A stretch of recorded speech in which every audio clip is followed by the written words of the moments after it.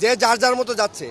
আমার কথা হচ্ছে এখানে বুট আসছে, বুটের সাথে 20 জন মানুষ কেন যাবে? তাদের সাথে কোনো ত্রাণ নাই, তাদের সাথে কোনো ত্রাণ নাই, স্থানীয় লোক নাই, তারা বুট নিয়ে কি করবে ওখানে গিয়ে? যারা মনে করে আসতেছে তারা এক একটা ট্রলারে 10 জন 12 জন করে যাচ্ছে।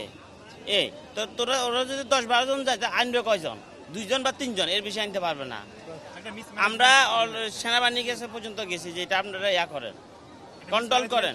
একদম ঢাকা থেকে রওনা হয়েছে, লাখ ছাড়াবে এরকম ট্রলার, তারপর নৌকা সব নিয়ে আসতেছে, কিন্তু আমরা রাস্তায় এখনো এরকম ভাবে কোনো সেনাবাহিনী পাই নাই যারা এই মানুষগুলোকে একটু কন্ট্রোল করে রাস্তা দেখায় নিয়ে আসবে। তারপর হচ্ছে আপনারাই দেখতেছেন যে এতগুলা মানুষ যে চলতেছে, কেউ মানে কোনো দিক পাচ্ছে না। অনেকে টাকা নিয়ে আসছে, অনেকে অনেক অনুদান নিয়ে আসছে, অনেকে ফ্যাক্টরি থেকে টাকা উঠায় নিয়ে আসছে, তারপরে অনেক কিছু টাকা পয়সা খাবার টাবার নিয়ে আসছে, কিন্তু এই মানুষগুলা কোথায় যাবে, কি করবে, কোনো দিক নির্দেশনা পাচ্ছে না। এখন আমরা যেটা চাচ্ছি সেটা হচ্ছে সেনাবাহিনী যে গাড়িগুলো আছে, কিছু গাড়ি এলাকা ভিত্তিক ছড়ায় পড়বে, এলাকায় এসে মানুষগুলাকে সঠিকভাবে দিক নির্দেশনা দিয়ে ত্রাণগুলা সংগ্রহ করবে। আর না হয় এই মানুষগুলা কিভাবে বন্যার্ত অসহায় মানুষদের কাছে পৌঁছাইতে পারবে একটা গাইডলাইন দিতে হবে। আমাদের এই ফেনী এখন সর্বোচ্চ বন্যা দুর্গত এলাকা। আমি এখানে ফেনী শহর অনেকগুলো জায়গা ঘুরে দেখলাম, কোথাও একতলা ডুবে গেছে, কোথাও দুতলা পর্যন্ত পানি উঠছে। বিশেষ করে ফেনী জেলার ফুলগাজী পরশুরাম উপজেলায় 99% এলাকা আপনার পানির নিচে। আমাদের গ্রাম আপনার পরশুরাম উপজেলা চিতলি ইউনিয়ন মালিপাতর সব সাইডে আপনার পানির নিচে।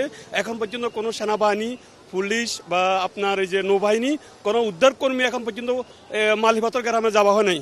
তো ওখানে অনেক হাজার মানুষ এখন ওখানে আটকা আছে। এখানে উদ্ধার কেউ এখন পর্যন্ত যাওয়া হয়নি দুর্গম এরিয়া হিসেবে।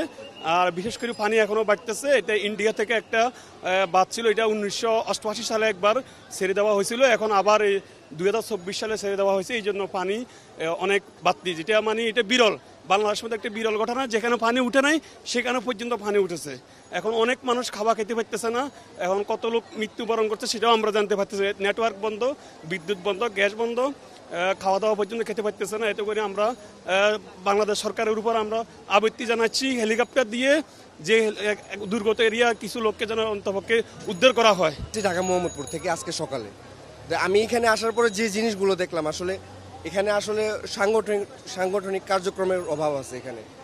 এখানে প্রত্যেকটা ত্রাণ নিয়ে নৌকা আসতেছে, গাড়ি আসতেছে, আপনার ত্রাণ নিয়ে আসতেছে, নৌকা নিয়ে আসতেছে, কিন্তু আসলে মানে এখানে যারা স্থানীয় লোকজন যারা আছে তারা সাংগঠনিকভাবে তাদেরকে কোথায় যেতে বলবে, কোন জায়গায় যেতে বলবে, কোনো ধরনের কোনো নির্দেশনা নেই।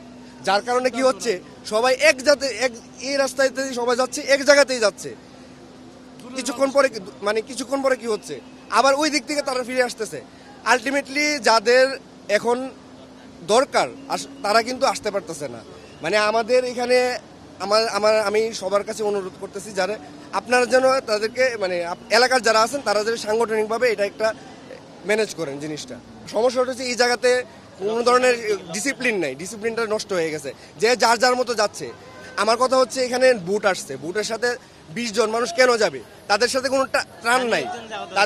কোনো ত্রাণ নাই, স্থানীয় লোক নাই, তারা বুট নিয়ে কি করবে ওখানে গিয়ে? বিশ্বমানের থার্মিক্স রড, সালাম স্টিল থার্মিক্স, দেশের একমাত্র থার্মিক্স রড।